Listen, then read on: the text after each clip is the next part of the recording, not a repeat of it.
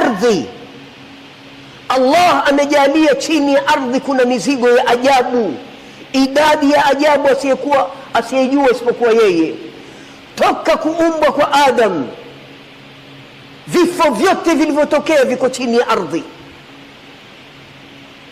Kuna madini mangapi chini ya ardhi?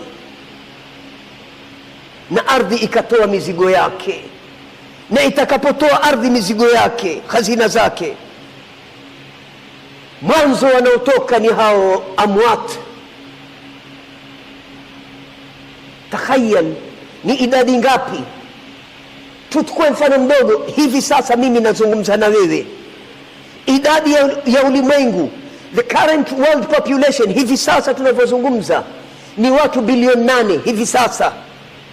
Watu hawa ambao mimi na wewe sasa tunawazungumza, baada ya miaka 100 wote watakuwa hakuna tena. Yani baada ya miaka 100, 8 billion, watu bilioni 8 wako makaburini, wako chini ya ardhi. Na kabla yake ya miaka 100, na kabla na hiyo miaka itakayokuja, wewe wazungumza idadi gani? Hakuna anayejua isipokuwa Allah, al-Khaliq, muumba, al-Muhyi, mwenye kuhuisha, al-Mumit, mwenye kufisha. Wa akhrajatil ardu athqalaha, na ardhi ikatoa mizigo yake. Mizigo ya kwanza ni hawa amwat na hizo hazina zilizoko kwenye ardhi.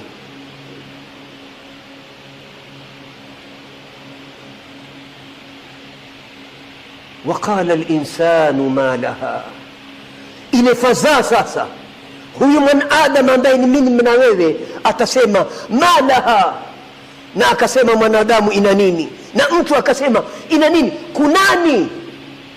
Ni mambo haja yaonapo.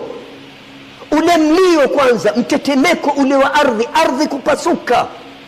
Waqala al-insanu ma laha, na mtu akasema ina nini. Hiyo kusema ina nini usafikirie ni hivi, ni ile fadhaa, uoga wa ajabu. Hakuna mtu kumfikiria mwenziwe. Allah anaendelea anasema, yauma idhin tuhaddithu akhbaraha, siku hiyo ardhi itahadithia habari zake. Yauma idhin tuhaddithu akhbaraha. Fabismillahi nabda, kwa jina la Allah tunaanza khutba yetu. Wa fil jannati naltaqi, makutano yetu kesho insha Allah ni aljanna. Qulu amin.